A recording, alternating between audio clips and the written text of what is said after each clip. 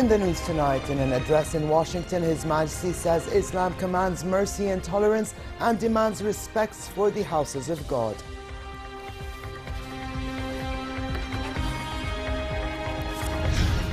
The head of the United Nations Refugee Agency says safe zones will not work inside Syria.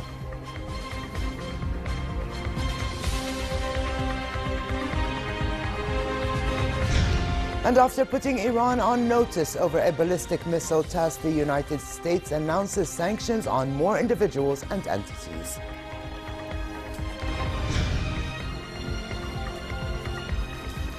Good evening and welcome to a new edition of the news. Here are the details. His Majesty the King and U.S. President Donald Trump agreed in talks in Washington to further enhance the Jordanian-U.S. partnership and work jointly to fight terrorism. During the talks held before the National Prayer Breakfast, the two leaders agreed on the need to provide security to the Syrian people and intensify efforts to revive Palestinian-Israeli peace talks. King Abdullah and President Trump agreed to hold a summit meeting during a visit His Majesty will make to Washington soon. The King, joined by Her Majesty Queen Rania, took part in the 2017 National Prayer Breakfast. In an address at a luncheon for leaders that followed the breakfast, the King said it is important to renew our global neighborhood, focusing on what unites us, not what divides us. He said Islam, as with other faiths, commands mercy and tolerance and calls to honor the dignity of every person and demands respect for the houses of God. Here's a recording of His Majesty's full speech. In the name of God, the most merciful, the compassionate, thank you all for allowing me and Rania to be here with you guys today. And I'd also like to add a very special thanks to Senator Bozeman and Senator Coons and all our good friends from the Senate and the House breakfast leadership groups. It is truly wonderful to be here with so many friends, old friends, new friends, but all dear to our hearts. And we especially value the deep and warm friendship with the American people. So I was truly delighted to have this opportunity this year to have another chance to exchange with you and to join in today's truly important gathering, and also allow me to say that it was a special pleasure to greet President Trump at the breakfast this morning.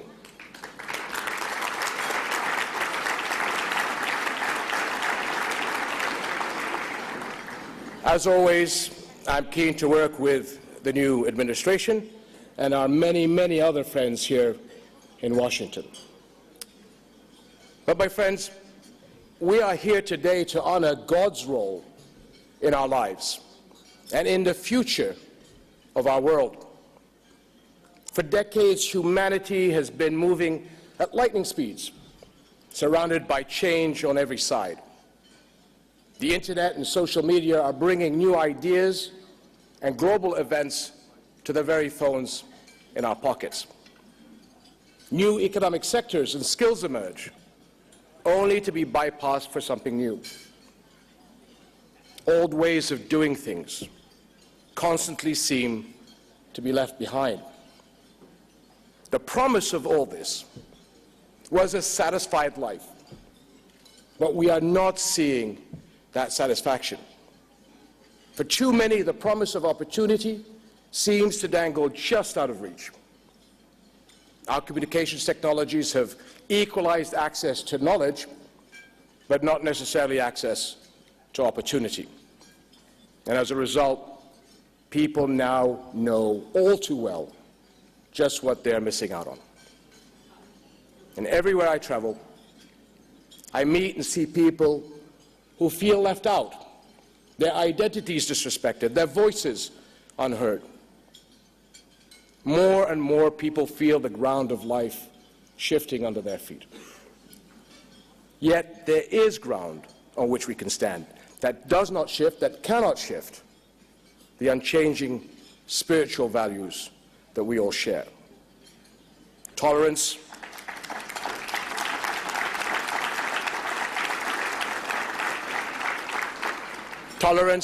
mercy, compassion for others, mutual respect, these principles unite and strengthen a civilized world. Because without them, technology and riches will fail to make life better.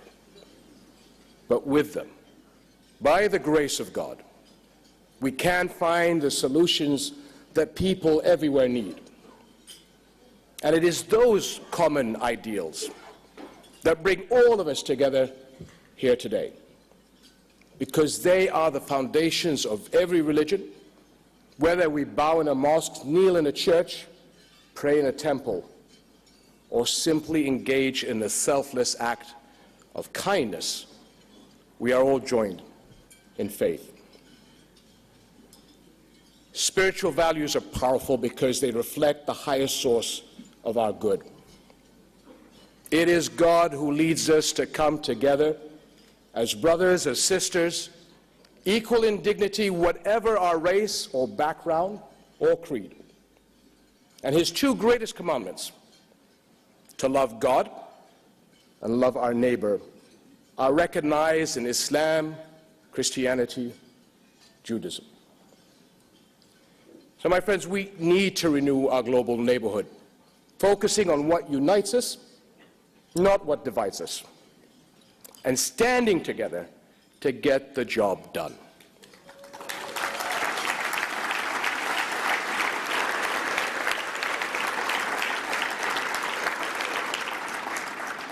But this begins by asking, what kind of world do we want, not only for ourselves, but for our children? And what can we do by the grace of God to make it happen? And nowhere is the answer more important than in how we meet today's global terrorist threat. These criminal groups thrive on pitting neighbor against neighbor, east against west, faith against faith. They have launched a murderous assault not only on our people's lives, but on the very fabric of our civilized world. They prey on anxiety and fear to recruit the vulnerable and divide and weaken the rest of us. The longer these forces are able to consume regions in violence and deprivation, the greater the ripples worldwide.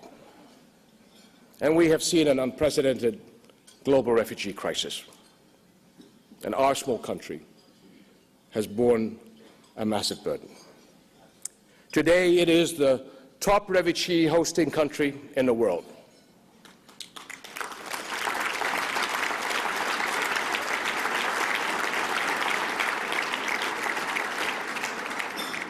We have taken in millions fleeing danger, Muslim and Christians alike, opening our neighborhoods, our means, and our hearts to offer support and safe haven. But as a leader, it pains me to see how difficult the past few years have been on my people.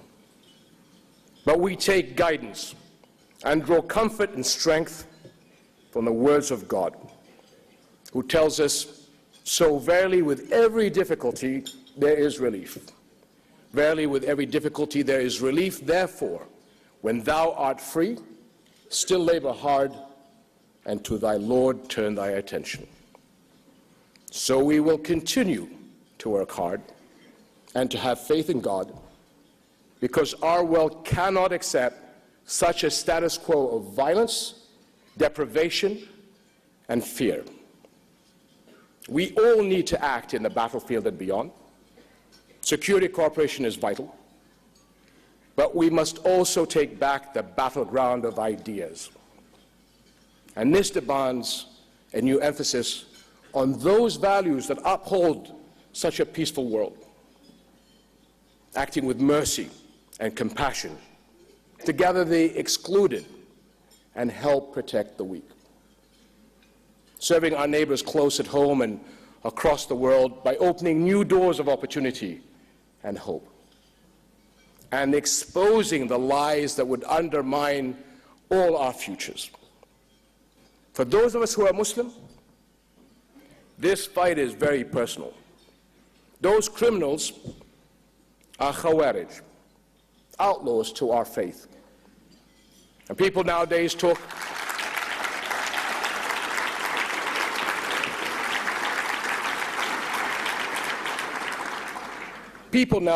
about fake news. The Khawarij produce fake Islam. They selectively paste together the words of Islamic texts to promote a false and perverted ideology. And in reality, everything they are, everything they do, is a blatant violation of the teachings of my faith.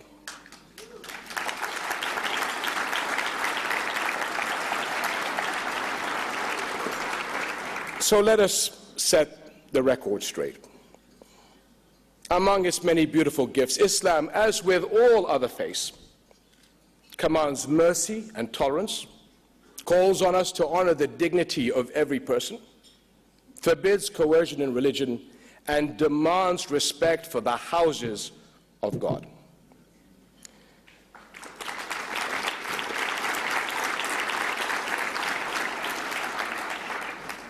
I'm also truly honored and very humbled to serve as the Hashemite custodian of Muslim and Christian holy sites in Jerusalem, a city that is precious and holy to all three monolithic faiths and must be respected always as such.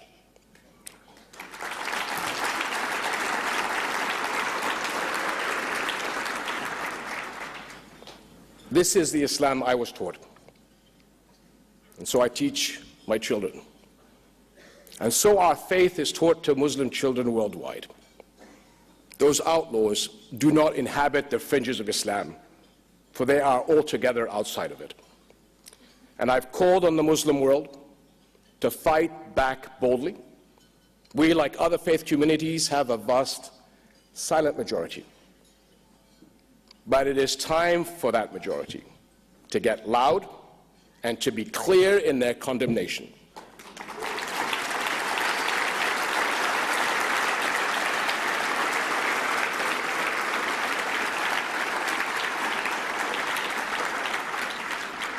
Non-Muslims also have a critical role. Buying into the radicals' false claims only serves their evil ambitions.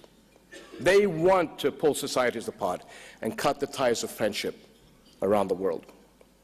They thrive on suspicion and misunderstanding. They applaud acts of Islamophobia and narratives of hate. Every inch along this path contradicts the values that give us strength and endangers the future we all share. This is why it is vital for leaders at every level to seek to understand other faiths and educate others as well. My friends, our faiths, whether Islam, Christianity, or Judaism, teach us that we are defined by our choices, not our circumstances, by the choices we make or the choices we don't, by our action or inaction, by kindness or cruelty, boldness or doubt, compassion or indifference. There has never been a more critical time to make the right and often very hard choices all around the world. Our futures as a global community does lie in the balance. But by working together, guided by our faiths, we could tip the scales firmly in the favor of peace and shared prosperity. Peace, God's mercy and blessings upon you all. Thank you.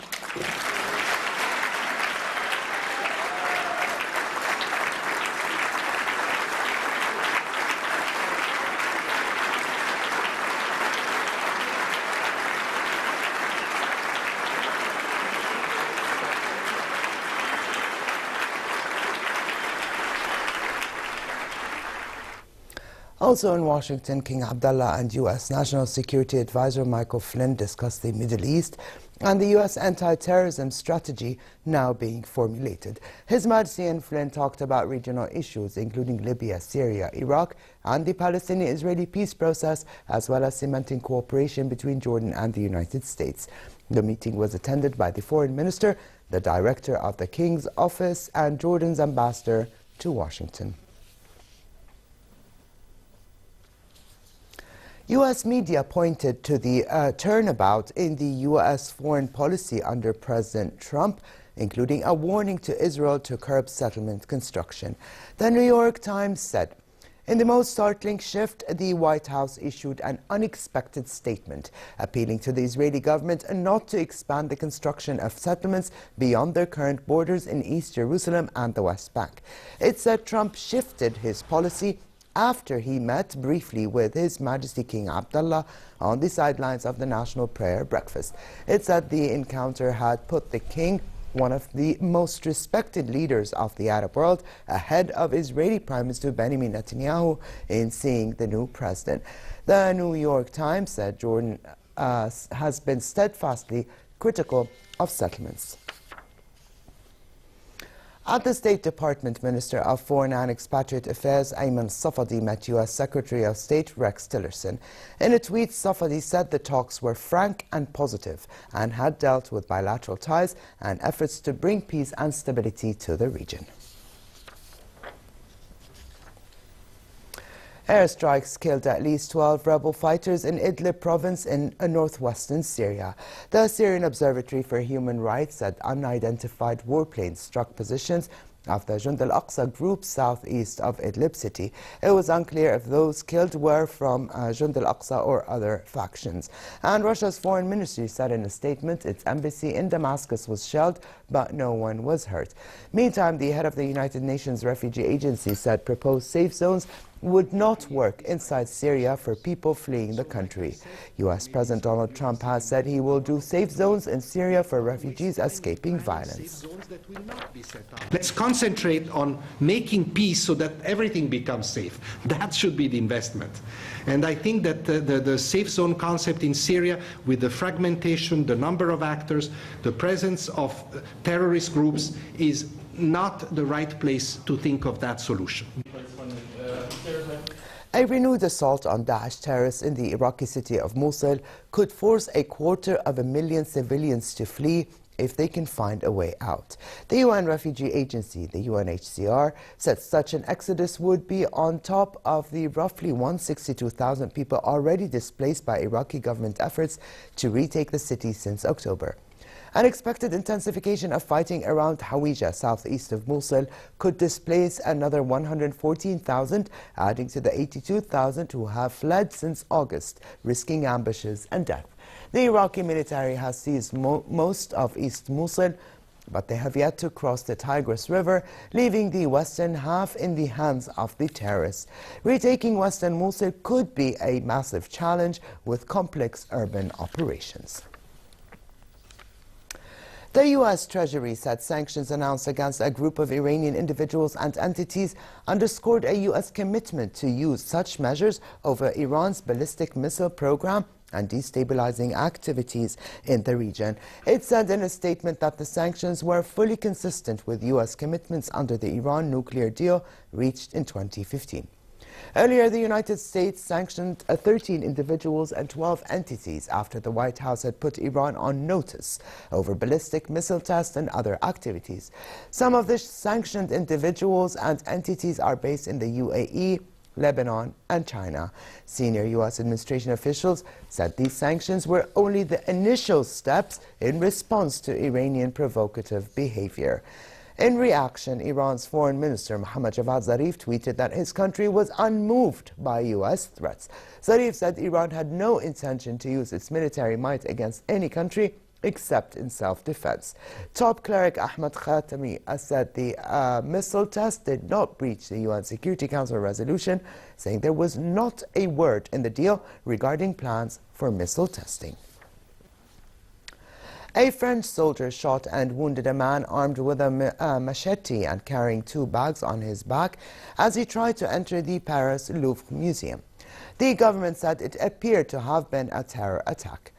A second person had also been detained after acting suspiciously. Police said the attacker was seriously wounded and the bags contained no explosives. The identity and nationality of the attacker remains unknown for now. Police cordoned off and evacuated the area around the museum for some time, and the Louvre officials also closed the museum and kept visitors inside before beginning to let them leave. In our fitness and well-being section of the news tonight, we cover yoga, specifically sacred activation yoga, which was brought to the country by its founder, Arjuna Ra, 3 years ago. A trained and specialized healer from New Mexico, Arjuna Ra descends from a long line of shamans and curanderas, the traditional Native American healers who hail from the Apache tribes, incorporating the thousands-year-old Native American energy works and healing practices of his ancestors with the different forms of ancient practices and techniques of yoga. Arjuna Ra's sacred activation yoga applies them in a modern way, relatable to current times and physical demands. Dana Busham has it all. It changes lives in a short span of time. Change from the inside out, transforming lives. Welcome to the world of sacred activation yoga, the spiritual practice with an athletic discipline that strengthens, balances, and aligns one's mental, physical, emotional, and spiritual states by utilizing different yoga techniques. The result is the creation of balance and harmony, peace and joy, and self-love and awareness. A class usually begins with a practice of mindfulness to help one be present on the mat, where focus is turned inwards and maintained throughout the practice.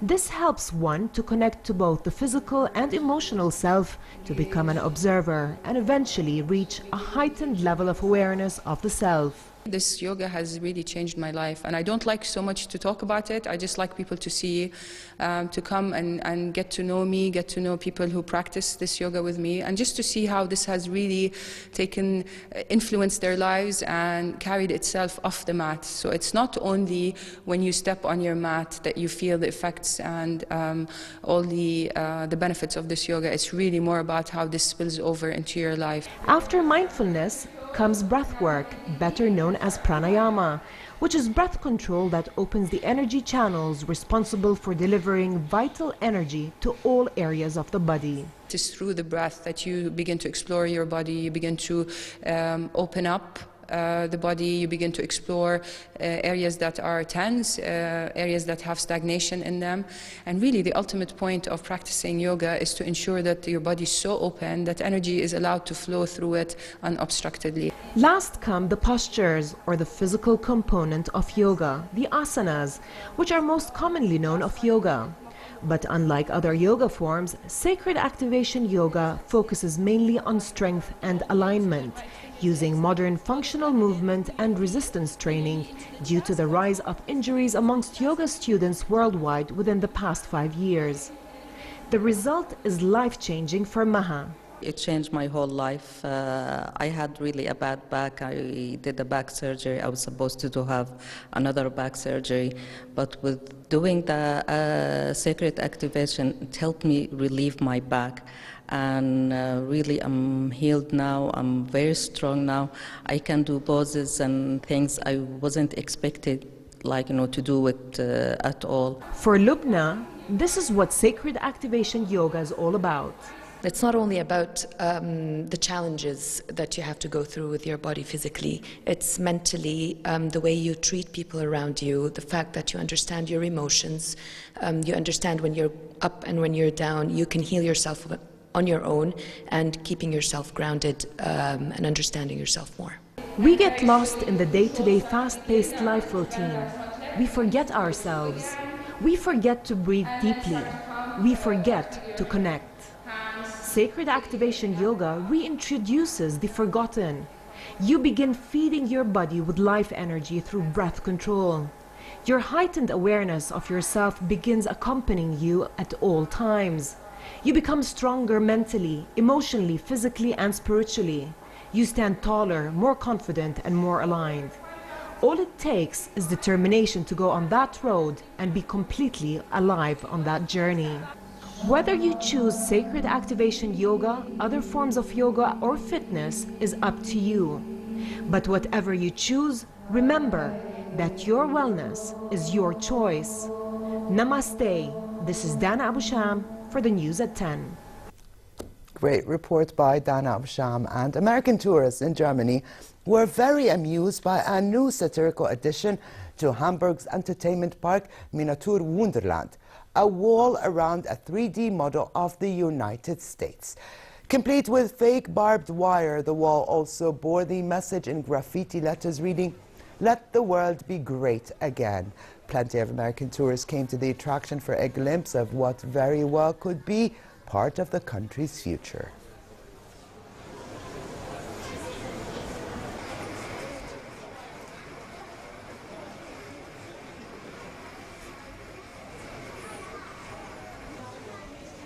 Yeah, I think it's great. I think it shows sense of humor. It shows reality of what it should be, and hopefully points out the fallacy of what's going on.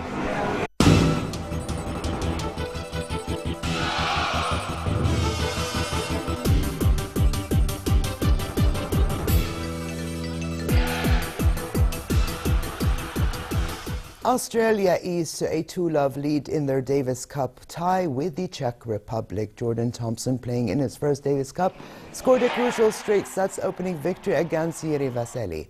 Thompson overcame Vesely 6-3, 6-3, 6-4. And Australia's #1 ranked player, Nick Kyrgios, defeated Jan Satral 6-2, 6-3, 6-2. The Australians now go into their doubles match tomorrow with a potential 3-love win on the cards.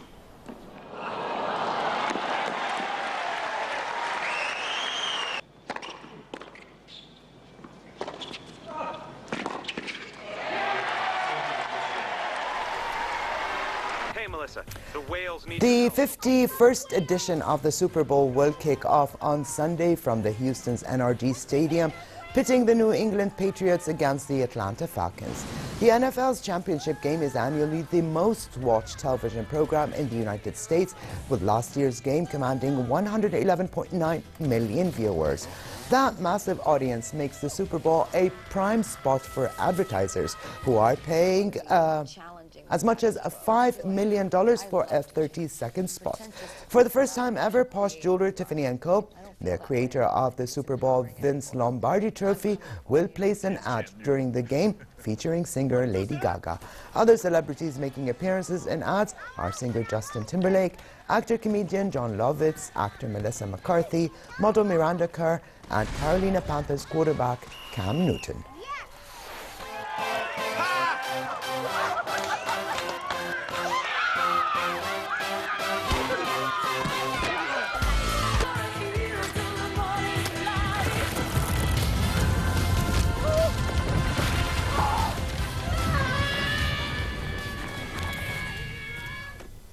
And finally, extremely cold in the hilly areas and Badia, but cold in the Jordan Valley and the Dead Sea, with frost tonight and in the early morning hours in most areas, including the northern Jordan Valley. Tomorrow, temperatures will be around normal average this time of year, with high clouds and southeasterly moderate winds. Temperatures in Amman are expected to reach a high of 13 degrees Celsius and dip to an overnight low of 2 degrees.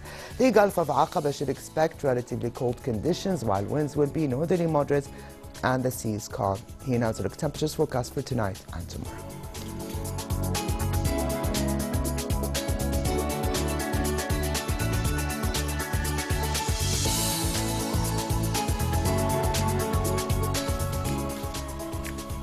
And to close, here's a reminder of the day's top stories. In an address in Washington, His Majesty says Islam commands mercy and tolerance and demands respect for the houses of God.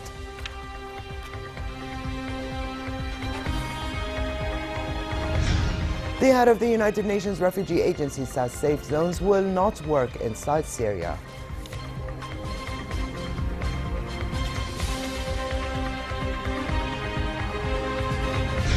And after putting Iran on notice over a ballistic missile test, the United States announces sanctions on more individuals and entities. And with this, we come to the end of this edition of the news. I'm Alia Tuqan. Thank you for joining us and have a good night.